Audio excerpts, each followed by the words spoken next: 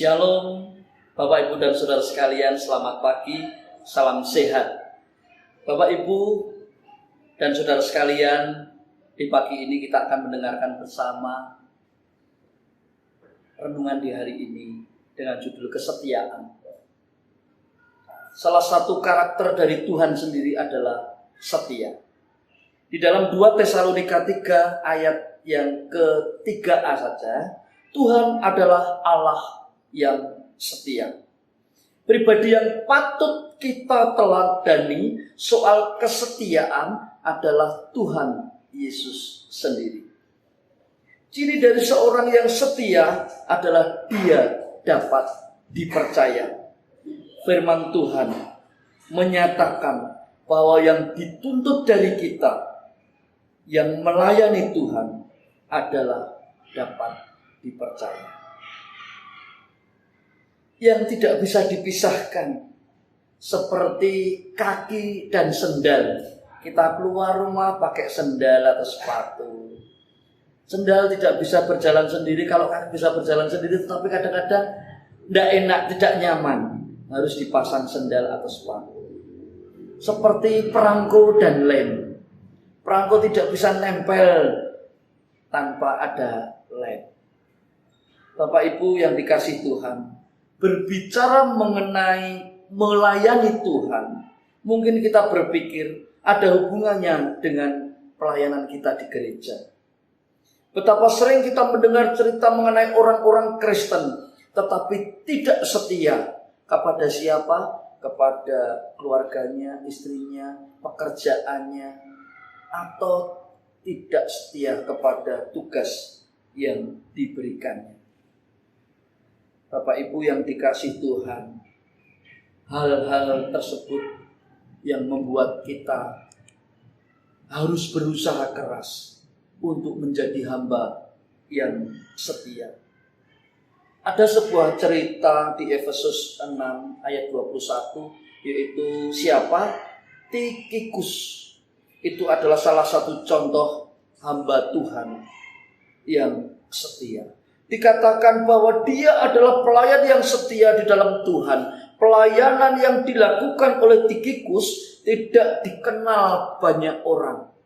Banyak orang tidak tahu. Jarang orang membicarakan Tikhikus ini. Padahal sangat setia.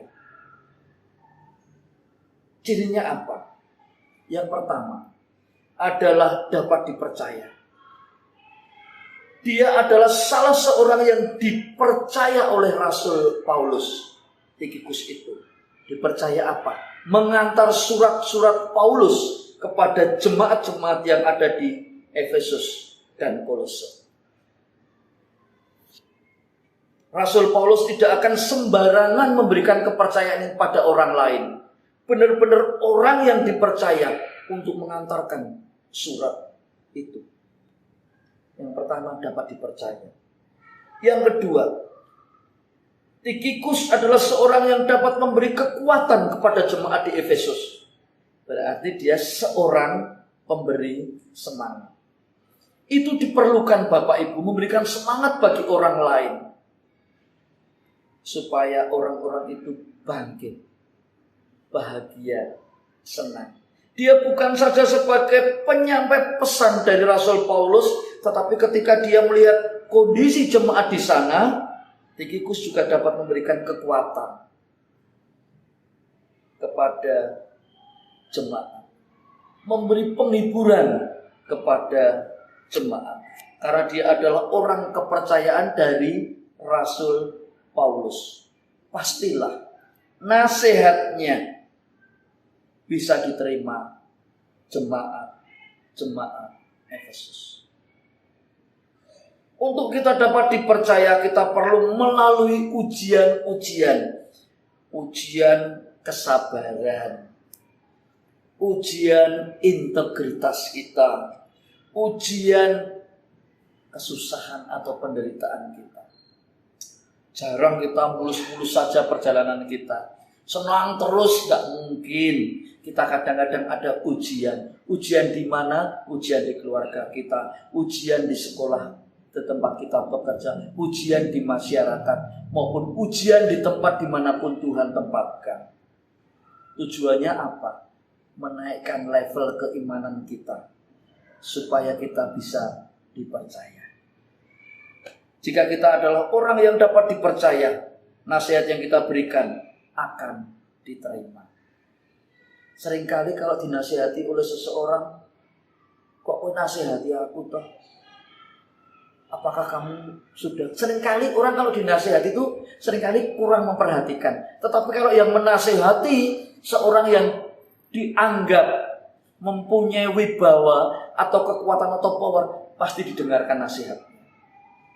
Yang ketiga, seorang yang kompeten, memiliki kompetensi. Tikikus menjadi seorang hamba Tuhan yang mengisi kekosongan posisi hamba Tuhan yang lain yang sedang tidak berada di tempat.